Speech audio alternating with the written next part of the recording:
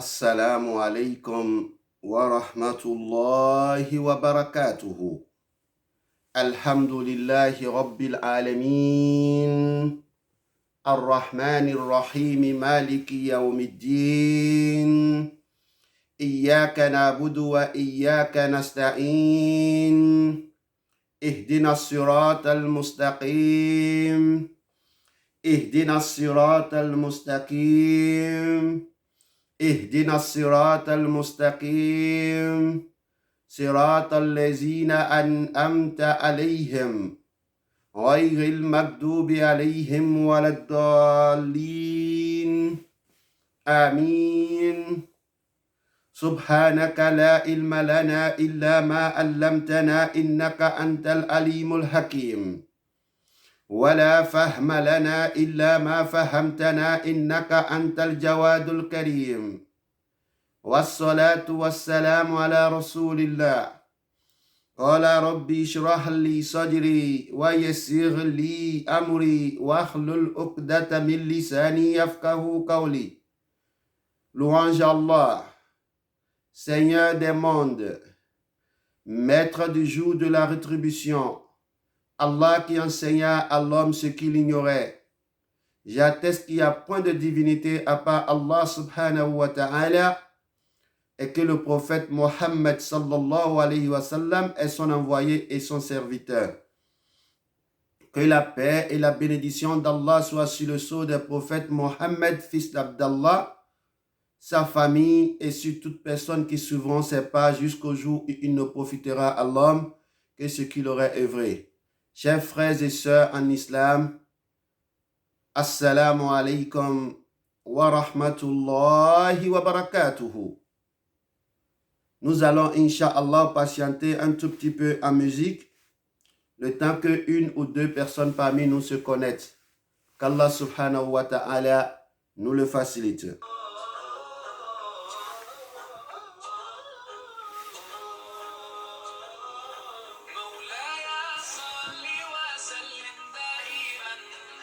Soyez les bienvenus dans notre émission intitulée La sorcellerie, épisode numéro 4.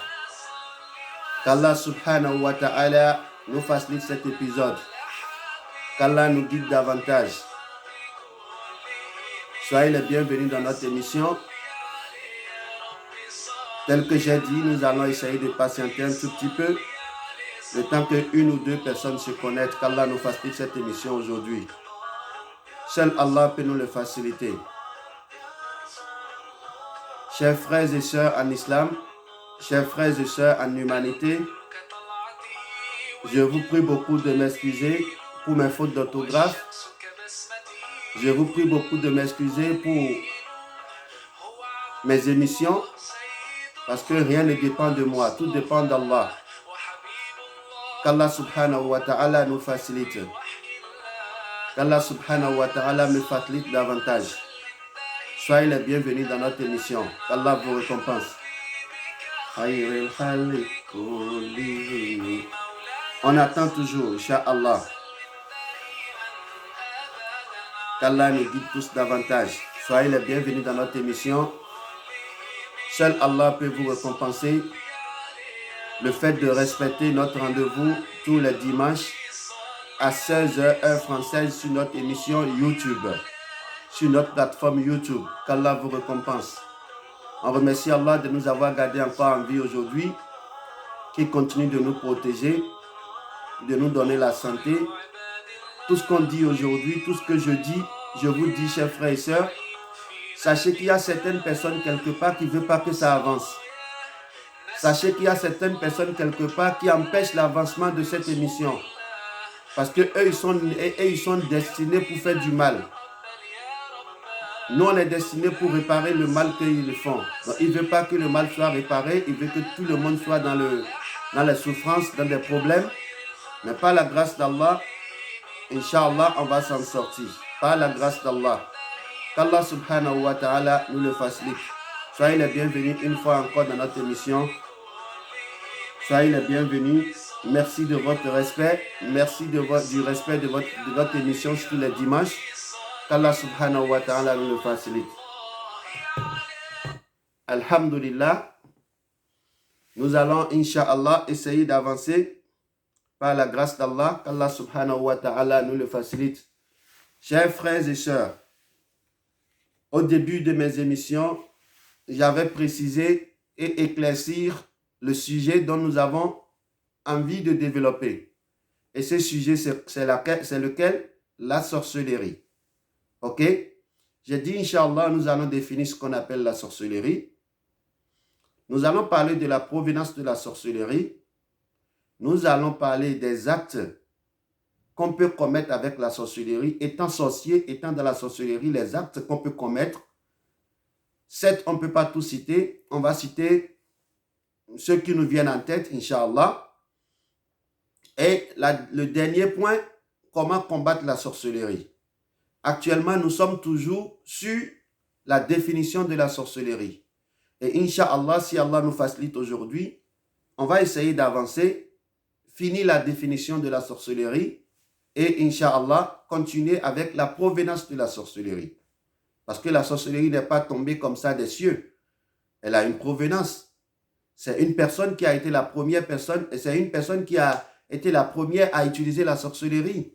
En fait, c'est une créature d'Allah qui a été la première personne à utiliser la sorcellerie.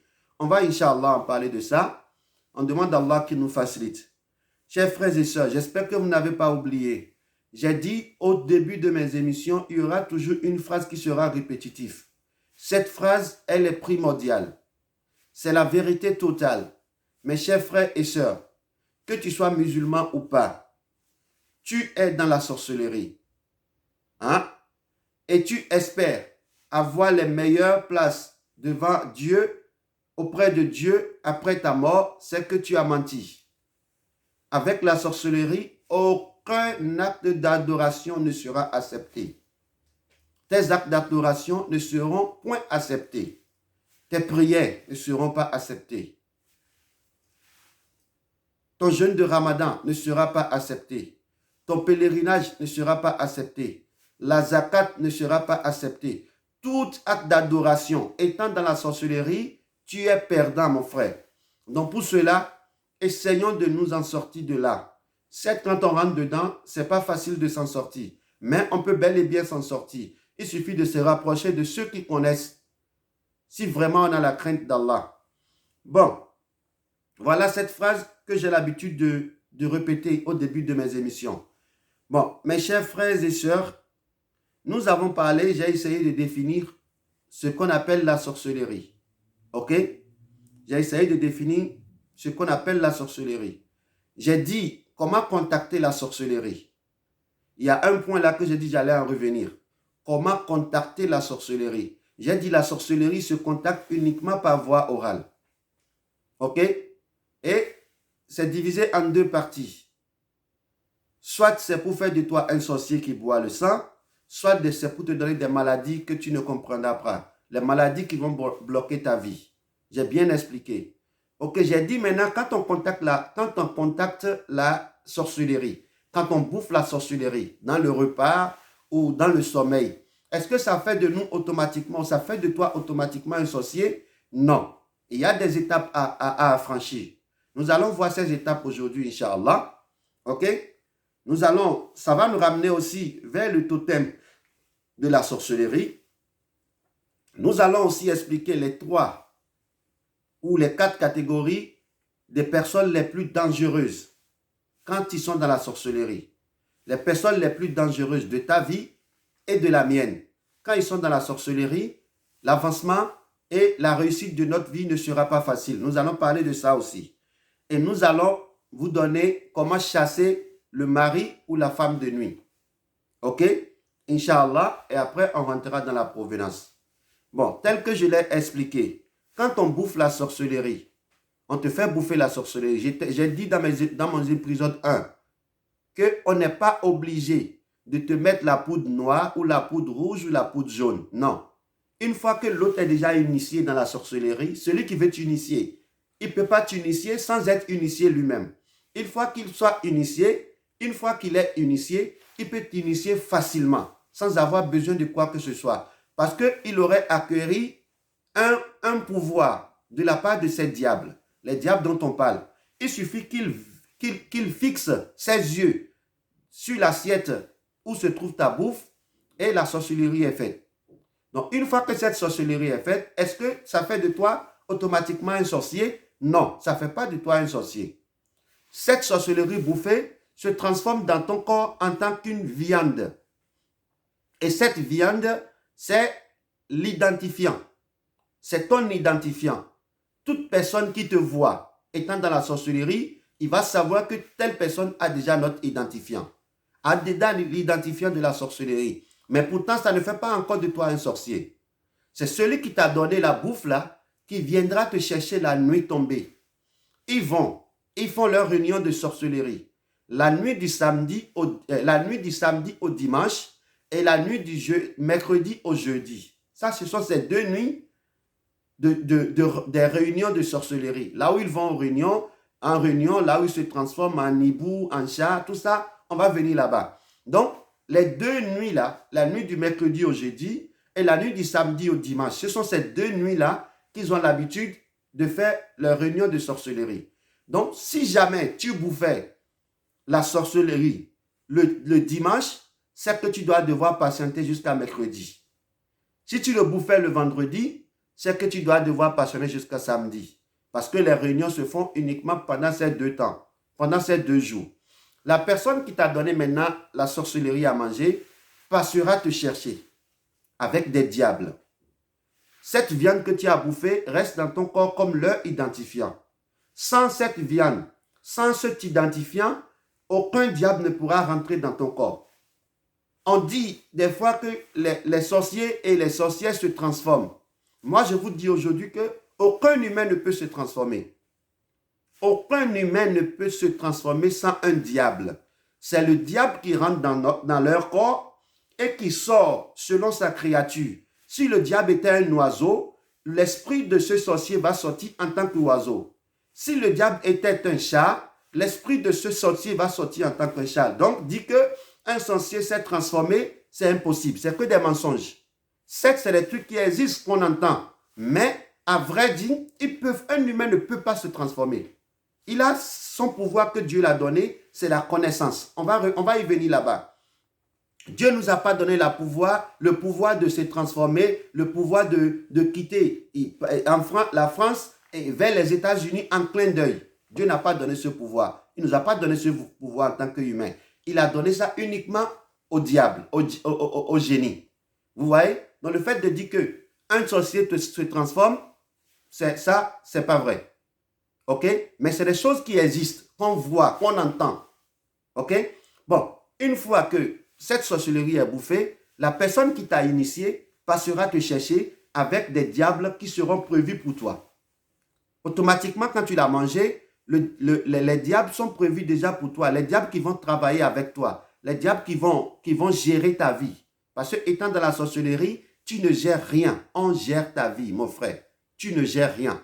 On croit que oui, je gère, tu ne gères rien. C'est les mauvais diables qui te gèrent. C'est ce qu'ils te disent que tu dois faire. Tu n'auras pas le choix. On va y revenir.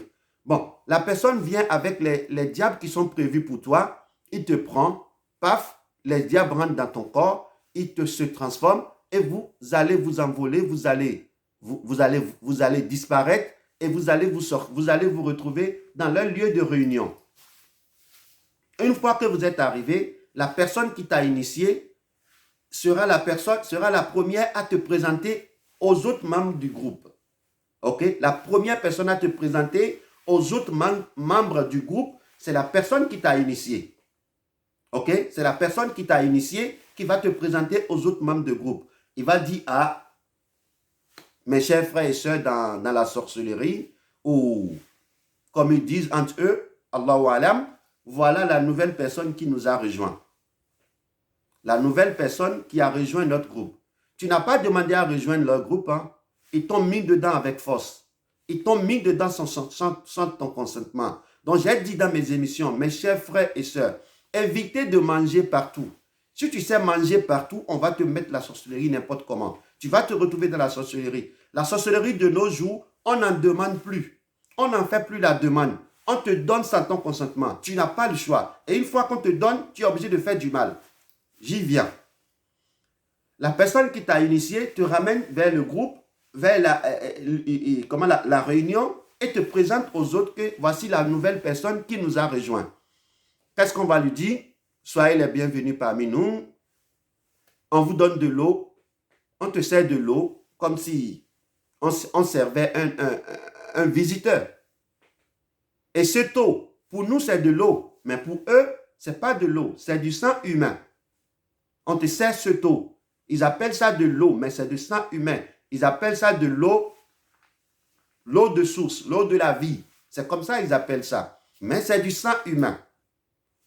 On te sert de la viande. Après avoir bu de l'eau, on te sert de la viande. La viande de la vie, telle qu'il appelle cette viande. Mais c'est la viande, la chair humaine. Une fois qu'on te sert ces deux, c'est là que tu deviens sorcier. Sans t'avoir servi les deux là, la viande que tu as bouffée dans la bouffe reste dans ton corps comme un identifiant. Ça s'arrête comme ça. Et si jamais tu tombais sur quelqu'un qui connaît, il peut t'enlever cet identifiant sans que tu ne sois initié dans la sorcellerie. Ça arrive. Ok? Il peut t'initier. Il peut t'enlever cette viande sans que tu ne sois initié dans la sorcellerie. Mais si tu n'as pas la chance, tu vas te trouver dans la sorcellerie. Et une fois qu'on t'a servi de l'eau, qui est le sang humain, une fois qu'on t'a servi la viande, qui est la viande humaine, on te donne maintenant des ordres. On commence par te donner des ordres. Va tuer telle personne. Mon frère, tu n'as pas le choix, tu vas le faire. Si tu ne le fais pas, on te tue à sa place. Regardez ce qu'on appelle la sorcellerie. Regardez comment on se fait du mal entre nous. Nous les humains, regardez comment on se fait du mal entre nous. La personne est venue te voir. Il a des soucis. Tu ne peux pas l'aider. Mais il ne faut pas gâter sa vie. Il ne faut pas l'initier dans la sorcellerie. Tu l'inities dans la sorcellerie. Ses problèmes ne sont pas résolus. Mais on lui demande de tuer son propre frère. On peut te demander de tuer ton propre papa. On peut te demander de tuer ta propre maman. On peut te demander de tuer ton propre frère. Tu n'as pas le choix, mon frère. Tu vas le faire. Tu n'as pas le choix. Si tu ne tues pas, on te tuera à sa place. Un pouvoir que tu n'as pas demandé et qu'on te l'offre. On te l'offre gratuitement. Et du coup, tu te retrouves dans la sorcellerie. Ainsi, tu es devenu sorcier. Une fois que la viande est bouffée, qu'on est venu te chercher et qu'on t'a donné le sang humain, c'est le sang humain qu'on te donnera à boire, et qu'on t'a donné la viande humaine à manger, c'est là que tu deviens sorcier. Ce sont les étapes à franchir. Et une fois que tu es devenu sorcier, mon frère, tu n'as plus pitié. Tu n'as plus pitié. Un sorcier qui a soif et qui n'a pas du sang humain de son côté, s'il voit le sang humain, le sang de son propre fils, il va le prendre. S'il voit le sang de sa femme, il va le prendre. Si elle voit le sang de son mari, elle va le boire. Le mari peut mourir, ce n'est pas son problème. Parce que là, il est possédé. Il est possédé par des diables. Là, tu n'as pas le choix. C'est les diables qui donnent de l'ordre. Ce n'est pas toi qui donnes de l'ordre. C'est pour cela que ça me fait beaucoup mal quand je vois les gens qui initient les autres dans la sorcellerie sans réfléchir. J'en connais plein qui initient les gens dans la sorcellerie. Tout ça, c'est pour devenir quoi? C'est pour gâter leur vie. Évitons de faire tout ça, s'il vous plaît. Mes chers frères et sœurs, je sais que vous n'allez pas l'écouter, mais je suis obligé de dire ça. Je suis obligé de passer par là. Je suis obligé d'attirer votre attention. Tous ces gens-là qui initient les gens dans la sorcellerie sans leur volonté, sans leurs accords, Rabbana atihim da'afayni min al-azab wa la'annahum la'nan kabira. C'est le Coran qui l'a dit. Oh Seigneur, punis-les dans ce bas monde et dans l'au-delà.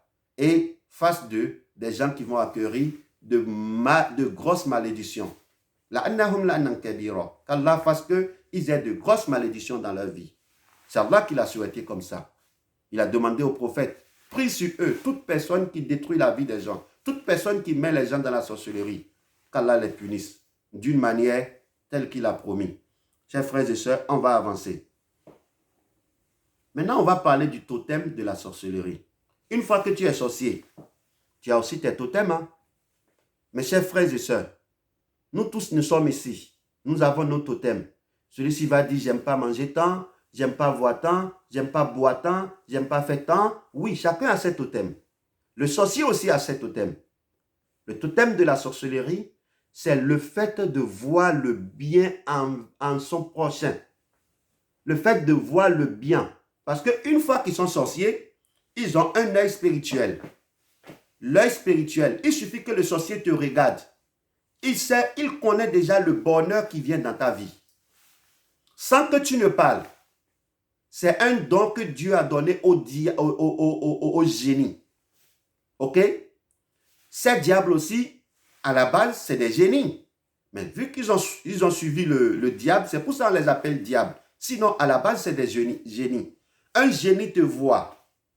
Il te dit les choses, les problèmes que tu as sur toi. Il le sait. C'est un don que Dieu les a donnés. C'est pour cela que vous voyez les marabouts, tu vas le voir, il te parle de ta vie comme s'il vivait avec toi. Ce sont ces génies qui lui disent et il te le transmet.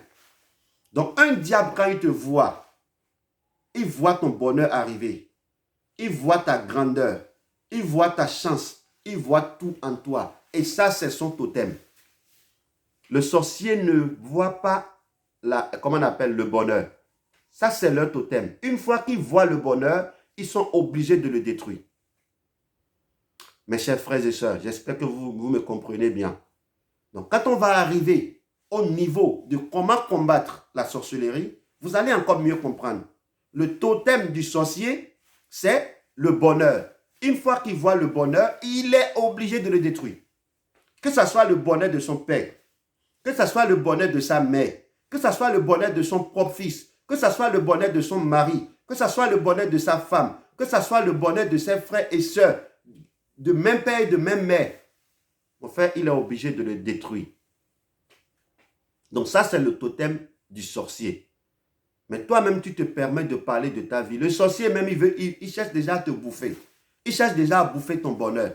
Et tu es là à parler encore de ta vie.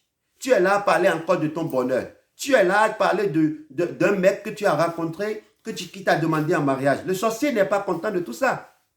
Donc, évitons de parler de nos sources, de nos problèmes. Évitons de parler de tout ce qui nous vient dans la vie comme bonheur. Gardons-le pour nous et prions là-dessus. Ceux qui prient ont des problèmes. Toi, tu ne pries pas et tu parles encore de tes bonheurs. Ça, c'est le totem du sorcier. Le sorcier, il ne voit pas le bonheur. Le sorcier, il ne fait pas du bien. Il n'y a pas du bien dans l'histoire de sorcellerie. Il n'y a pas du bien, mes chers frères et sœurs. Je le dis et je le répète. Le sorcier ne fait pas du bien. Il est doué, il est né pour faire le mal. Et si tu dois convaincre tout ça, si tu dois éviter tout ça dans ta vie, évite de parler beaucoup de tes problèmes à qui que ce soit. Même souvent, ta propre maman peut te détruire. Ton propre papa peut te détruire. Nous allons en venir. Donc, en un mot, le totem du sorcier, c'est le bonheur. Le sorcier n'aime pas le bonheur. Il n'a pas le droit de voir le bonheur en qui que ce soit. Que ce soit sa femme, il va le détruire. Que ce soit son mari, il doit détruire ça. C'est son totem. OK? Maintenant, nous allons parler des 3 personnes les plus dangereuses dans ta vie et dans ma vie. Une fois qu'ils sont dans la sorcellerie, ce sont les 3 personnes les plus dangereuses. La première, ton père ou ta mère. Ça fait la première personne. Deuxième personne, ta femme ou ton mari. Ça fait deuxième personne. Maintenant, les troisième personnes qui, une fois dans la sorcellerie, sont très très dangereuses pour ta vie, ce sont tes frères et sœurs avec qui vous avez passé le moment dans le même ventre, où vous avez tété les mêmes seins. Ça fait la première catégorie. Le deuxième catégorie, tes propres enfants. On va essayer de détailler, comme ça vous allez mieux comprendre. Ton père et ta mère, ce sont les premières personnes.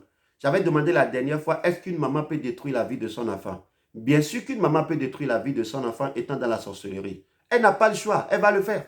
C'est un ordre qu'on lui donne. Elle n'a pas le choix, elle va le faire. Moi, j'en connais beaucoup. Ils ont étudié, des docteurs, des avocats, mais ils sont aujourd'hui des buveurs d'alcool. Ils sont comme ça. Leur maman peut détruire leur vie. Leur maman peut les ramener à ce niveau. Leur papa aussi peut leur ramener à ce niveau. J'ai dit le sorcier, il a son totem. Son totem, c'est le bonheur. Une fois que toi, son fils, il voit ton bonheur arriver, il va le détruire. Regardez la maman.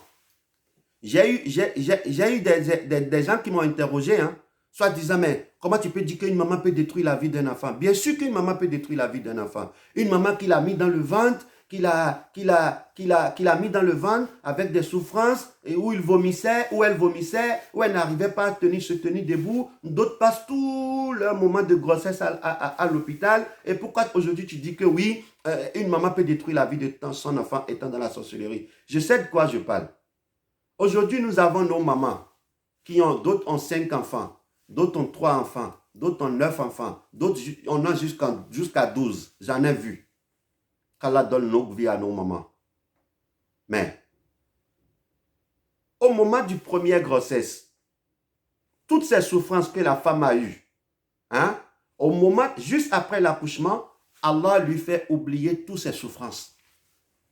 Toutes ces souffrances que la maman a eues pendant la grossesse, au moment de l'accouchement, quelques heures après l'accouchement, Allah lui fait oublier tout. Si Allah ne faisait pas ça, aucune maman ne fera 2 ou 3 ou 4 enfants. Toutes les mamans de ce bas monde vont s'arrêter sur un seul accouchement, un seul bébé. Parce qu'elles vont tellement avoir peur de cette souffrance qui existe du port de la grossesse et de l'accouchement. Je sais que si vous me comprenez très bien. Donc, une maman peut détruire la vie de son enfant. Une maman peut détruire la vie de son enfant. Et il y en a beaucoup. Je suis béninois. Et il y en a beaucoup au Bénin. Il y en a beaucoup, mes chers frères et sœurs. Que Dieu nous pardonne. Que Dieu nous pardonne. Que Dieu nous pardonne. Ton papa aussi peut détruire ta vie. Ça fait les premières catégories de personnes. Deuxième catégorie. Si je dis ta maman aussi peut détruire. Étant petit, étant jeune, si un problème t'arrive, auprès de qui tu fais recours?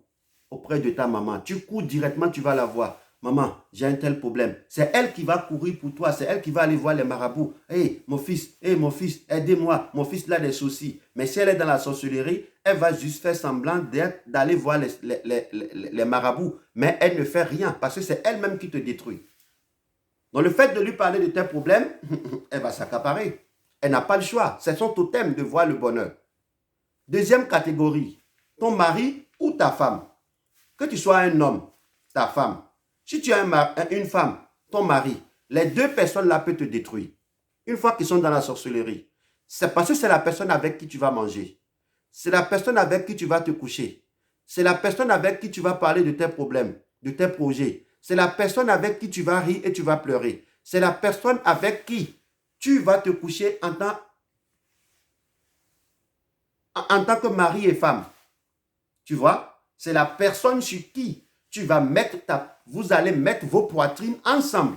Et une fois que ces deux poitrines se touchent et qu'il y a un qui est vers le shaitan, il détruira automatiquement le bonheur de l'autre. Il n'y a rien à dire.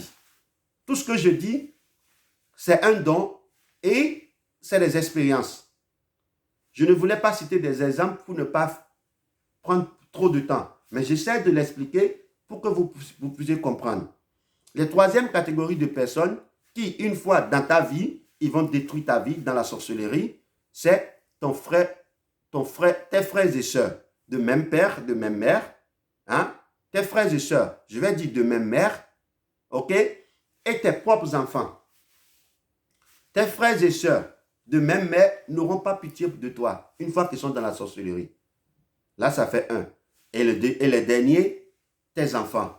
Une fois que ton propre enfant est dans la sorcellerie, si le diable lui dit « tue ton papa », il ou elle va tuer son papa. Il n'aura pas le choix.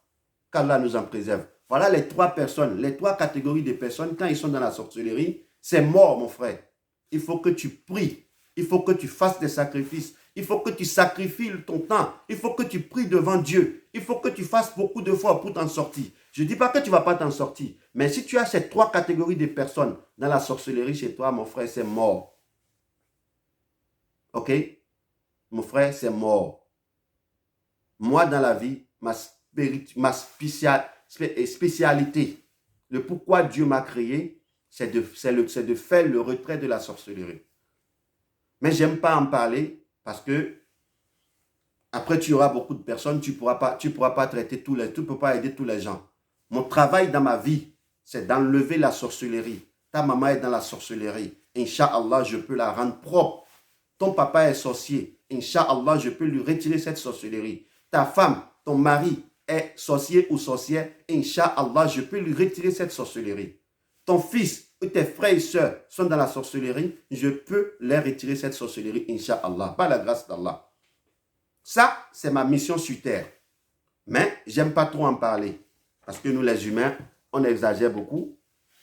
On pense que l'autre qui travaille, c'est un robot. Quand on l'appelle 24 heures sur 24, il doit répondre. Il n'a pas autre chose à faire. Il n'a qu'à attendre, écouter, attendre la sonnette de son portable. Non, ce n'est pas comme ça. Moi aussi, j'ai des trucs à faire.